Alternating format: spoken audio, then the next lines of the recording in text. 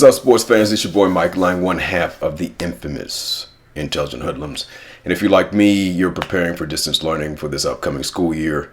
One thing you might want to add to your considerable bag of tricks is screencasting, right? Screencasting just allows you to record your screen so that your learners can see exactly what's happening on your device.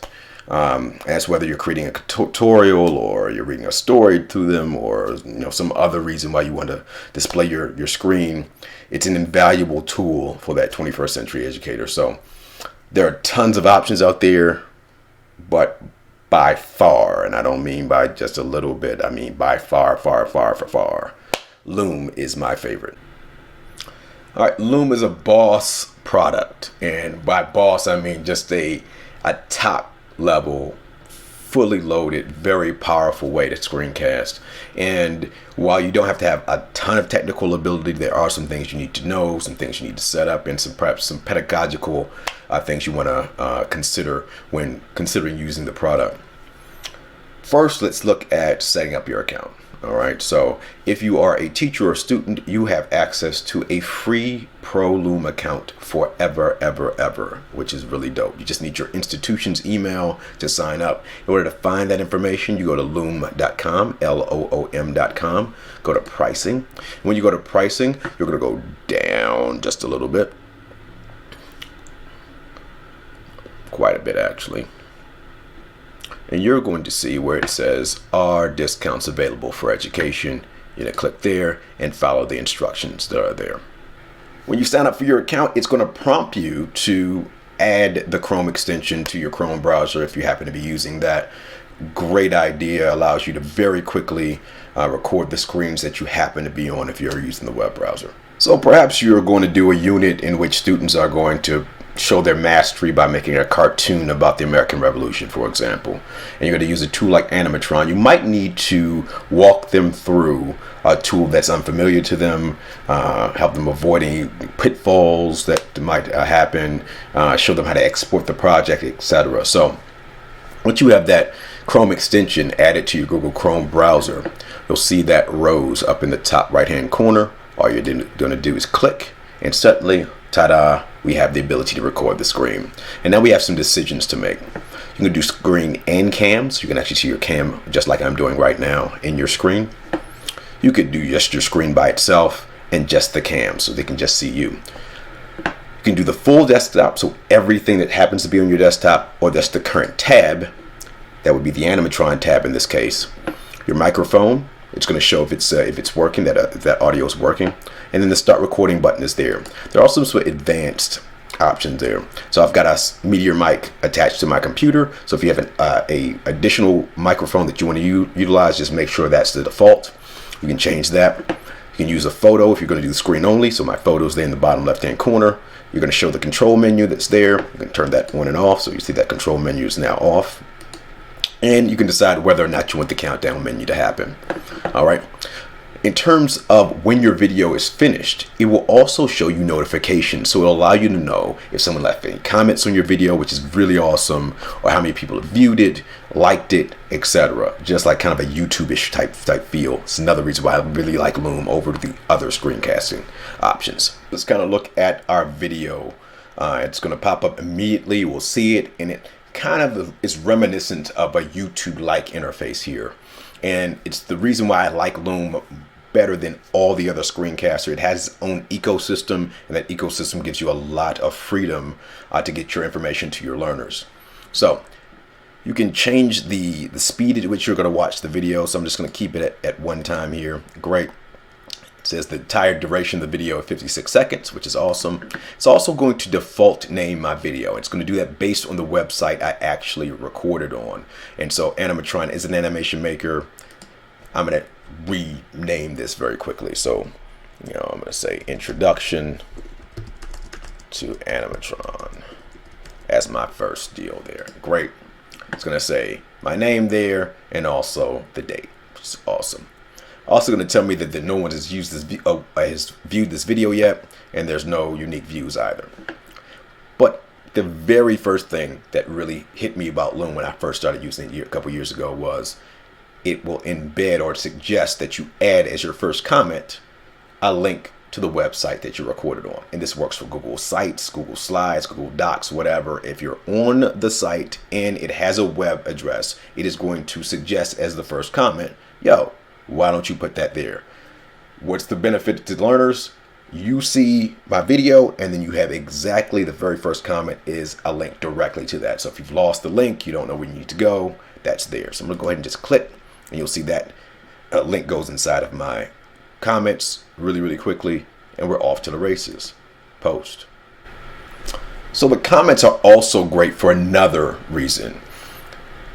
Unlike the other screencasting software out there, you can actually have class in kind of a really cool way on your video.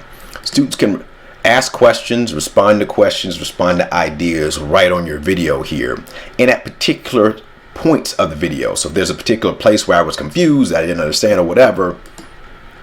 All right, so let's get recording to the part of the script.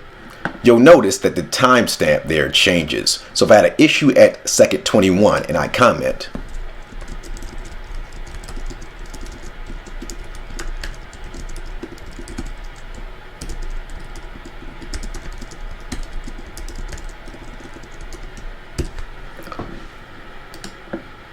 it's going to tell me exactly at what point that question was asked, which gives me a lot of insight into the question, perhaps the student, someone watching it, and that comment is going to be sent directly to my email, so I'll know that somebody commented on the video.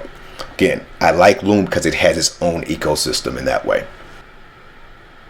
In addition, you can use the comments to point kids to other resources or other tutorials or anything like that that you would want to make your students aware of. And just simply pasting inside, hit the post button, and now we have a link.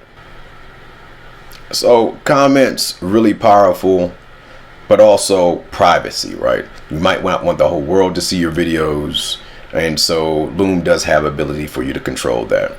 So over on the right hand side, copy link.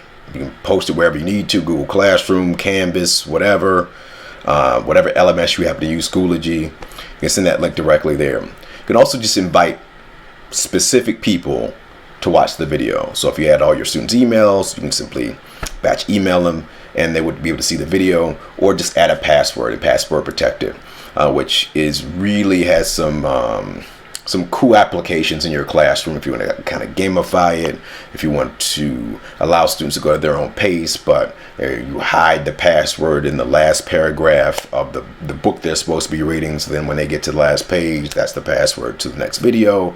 Lots of really cool applications there. So that's a way you can kind of control who sees your video and who doesn't. All right, so you do have some other functionalities that are here. So if we hit our settings button, that's going to give us the ability over some of the notifications and whether people can have certain permissions, etc. So let's take a look. So I can turn the comments off if I'd like. Perhaps you have kids being, abusive or something, cyberbullying and whatnot. Always important to do your digital citizenship lessons before you hop full on online. Comment email notifications. You want to keep those on if you keep the comments on, because this is a way that students can let you know if they're understanding what you're talking about, if they're not understanding, etc. Your reaction emojis, if you want to turn those off, and those sit here right in the center. If you want to have the animated GIF when you send emails, it's really cool. I like it. Don't turn it off if you're to take my advice there. The branded Loom player, it's just going to have Loom down there to say that it was shot on Loom. Not a big deal. Viewer can download. Now, do you want people to be able to take your video offline and do what they want to do with it?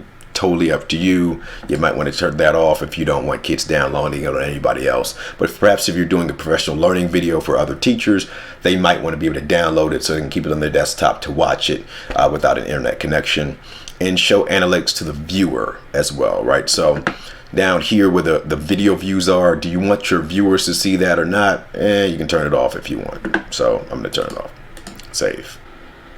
So another really super cool and useful tool on the Loom arsenal is the call to action button. And by pressing that call to action button, it's going to give us the ability to, once that video is over, send our students somewhere.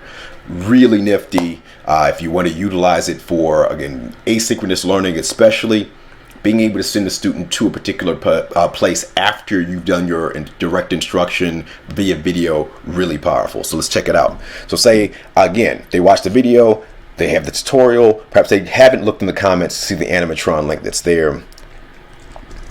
Are you ready to create? Button link, www.animatron.com. We can change the color if we wanted to. We can change the text color. We can change the style of button. Great. Let's put a click here. Are you ready? Let's say click here. Change it a little bit. Excellent. Hit the save button. And when the kid gets to the end of the video there, that button pops up and it'll take us, you see the hand there, it'll take us directly to animatron so the kid can get working. All right, so you can also add a custom thumbnail here. So if you had a picture or something that you wanted to use instead of the thumbnail that Loom is going to automatically generate, perhaps you have a logo for your school or for you as a teacher or something like that, you could upload that logo. All right, so we're going to look now at the trimming, or the editing that's available inside of Loom, and that offers you quite a few advantages as well. So if I go over here to trim and click, I'll see the start trimming button there, and I'm going to get the handles here, and I just need to go and make sure the piece that I want to trim is in between those handles. So and you'll notice that if I know the actual time in which something occurred, I can also use the panels down at the bottom to kind of get it even more precise to the exact time that I want to edit out of here. And again, you can edit in the center, you can edit at the beginning, so for duration or for content, either one. And once you have that outline, just hit the remove button and that part will be in red. I can go back and I can say there's another piece here that I want to deal with. Perhaps I messed up down here as well. Great. Remove. Now, once I've done that, I hit publish changes. And when I hit publish changes, Luna, our furry friend here, is going to edit for us. And this is kind of the really cool part with Loom. Once it finishes, wonderful.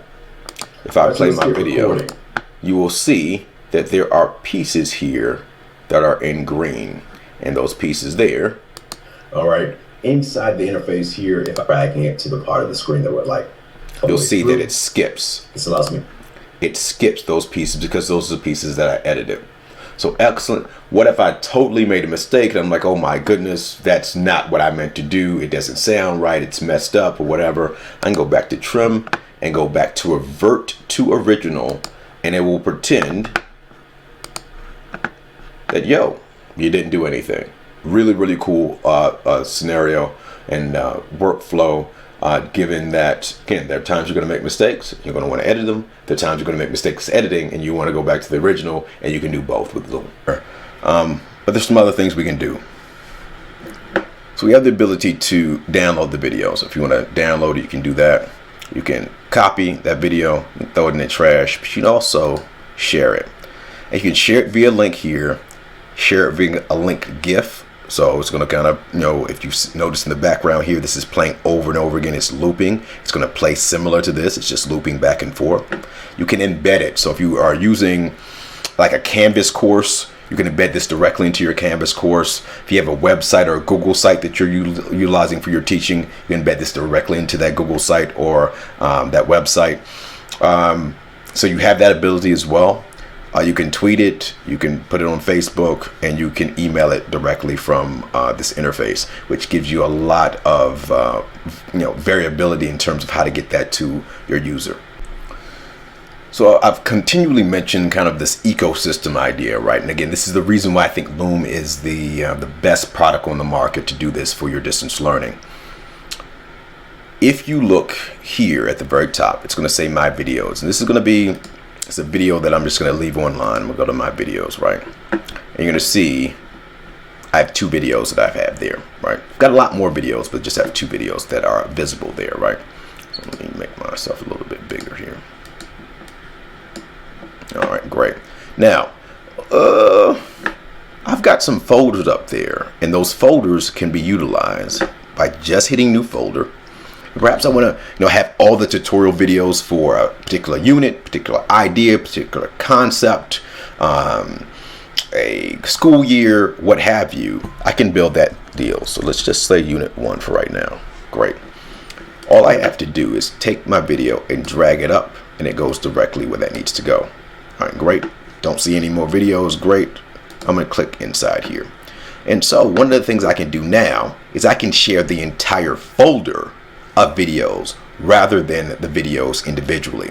So if there was a need for a kid to go through a process, and I had a folder for the videos, I've essentially created my own playlist, my own little YouTube channel within a folder that would allow that learner to go through the beginning processes all the way to the ending processes with one link, rather than having to link from my Google Drive continuously or anything like that.